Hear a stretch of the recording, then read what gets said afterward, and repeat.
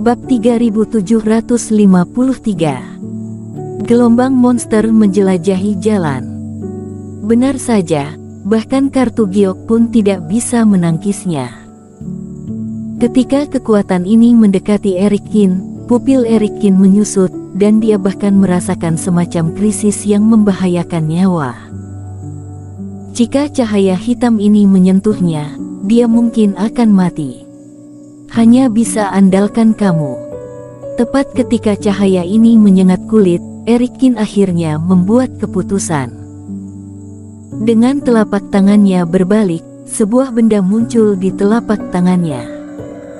Selanjutnya, sosok Erikin melintas, dan kemudian menghilang di udara dalam sekejap.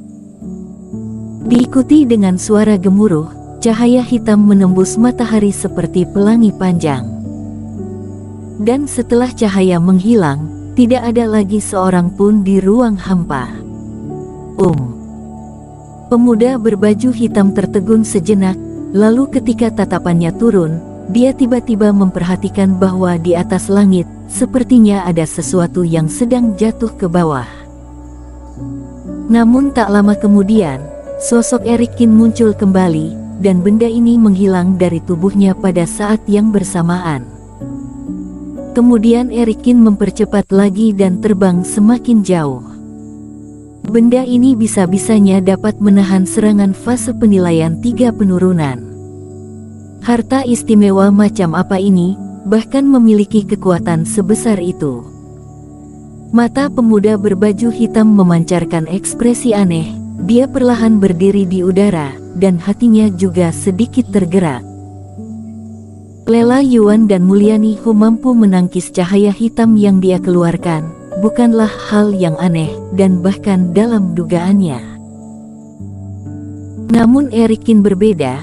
Erikin hanyalah seorang manusia yang memancarkan aura tahap awal fase penilaian di mata pemuda berbaju hitam saat ini, tetapi dia juga dapat menangkis serangan dengan kekuatan 3 penurunan.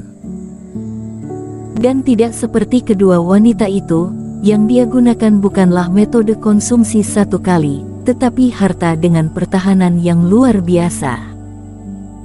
Tapi untuk masalah apa sebenarnya benda ini, pemuda itu tidak melihatnya dengan jelas. Setelah menahan 3 serangan berturut-turut, posisi Erikin mereka telah semakin jauh dari sini, telah di luar jangkauan serangan awan hitam, dan hampir menghilang di ujung pandangannya. Tetapi, jika mereka lolos ke tirai cahaya, mereka akan terkoyak oleh celah ruang hampa, jadi bahkan jika mereka berlari ke arah tirai cahaya, yang menunggu mereka juga tetap jalan menuju kematian. Pemuda berbaju hitam mendengus pelan, lalu sosoknya bergerak, dan dia juga dengan cepat menghilang di udara. Di depan, angin menderu. Setelah Erikin meninggalkan pemuda berbaju hitam, detik berikutnya, Lela Yuan dan Mulyani Hu muncul di kedua sisinya. Kali ini, Erikin langsung mengeluarkan kapal terbang cahaya ungu, lalu membuka segel di kapal tanpa ragu-ragu, dan kemudian kapal terbang bergerak menuju tirai cahaya dengan kecepatan yang sangat cepat. Erikin, apa yang terjadi barusan? Bagaimana kamu menangkis pukulan terakhir itu? Tanya Mulyani Hu dengan heran. Melihat Erikin menghindari pukulan fatal sebelumnya, baik Mulyani Hu maupun Lela Yuan masih sedikit bingung. Keduanya ditarik ke ruang permata oleh Erikin, tetapi di dalam ruang, mereka masih bisa melihat pergerakan dunia luar. Ketika melihat bahwa Erikin tidak dapat menghentikan serangan itu, keduanya merasa bahwa mereka mungkin akan berakhir. Namun segera setelah itu, mereka berdua sekali lagi merasakan kabur pada mata mereka, dan kemudian mereka memasuki dunia lain, yang bahkan tidak dapat merasakan dunia luar lagi. Dan segera ketika mereka muncul kembali, Erikin telah menangkis serangan, dan meninggalkan pemuda berbaju hitam di belakang. Kalian memiliki metode terakhir penyelamat nyawa, apakah aneh bahwa aku juga memilikinya? Ekspresi Erikin acuh tak acuh, dan dia melewati topik dengan santai, tanpa menjelaskan kepada mereka berdua. Tapi dia mendesah di dalam hatinya bahwa ruang teknik giok ini benar-benar sebuah senjata dewa. Dia bisa menangkis serangan fase penilaian 3 penurunan barusan, terutama mengandalkan teknik giok pemurnian obat.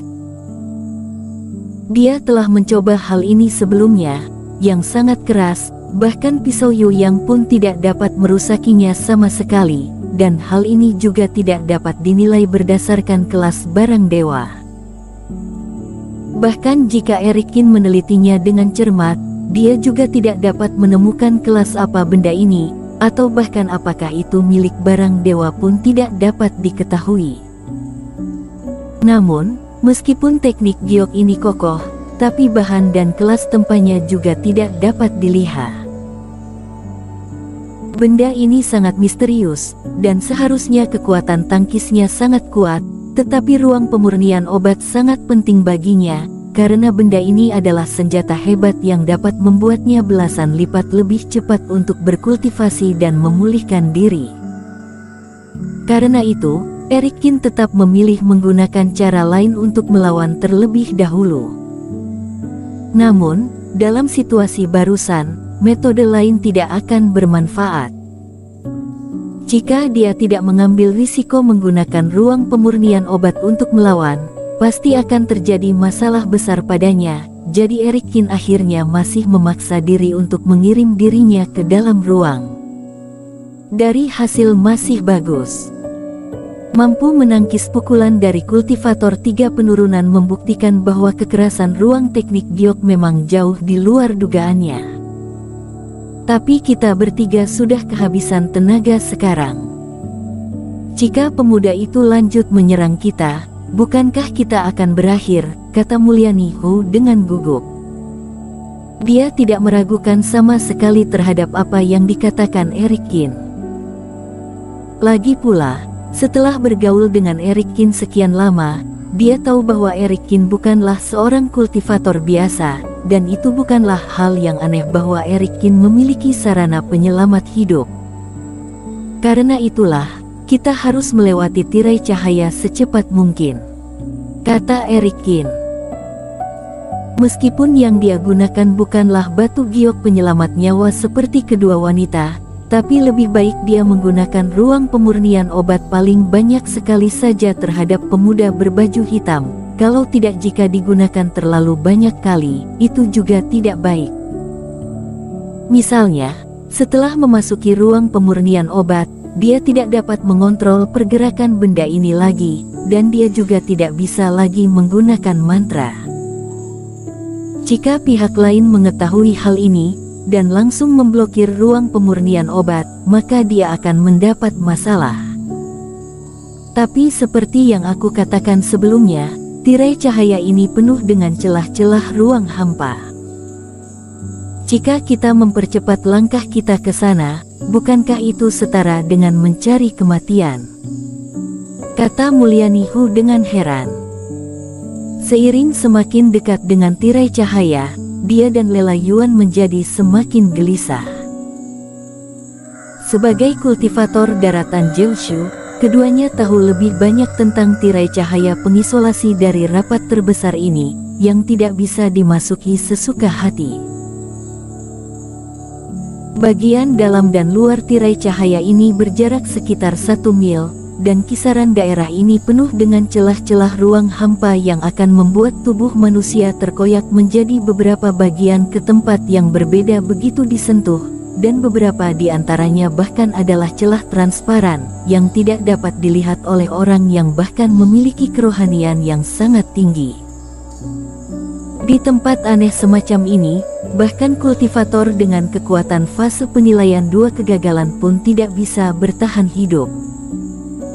Bahkan jika mereka melewati dengan hati-hati, mereka pun mungkin mati kapan saja, tetapi Erikin malah menyuruh mereka bergerak secepat mungkin. Bagaimana cara bergerak cepat? Tidak masalah, kita memiliki seseorang untuk menjelajahi jalan di depan kita, kata Erikin. Kemudian dia tiba-tiba menajamkan telinganya, dan setelah mendengar suatu suara, ekspresinya menjadi sangat rileks, dan dia tersenyum sedikit. Seseorang menjelajahi jalan di depan kita. Kedua wanita itu menunjukkan ekspresi bingung, mereka ragu-ragu apakah mereka telah salah dengar.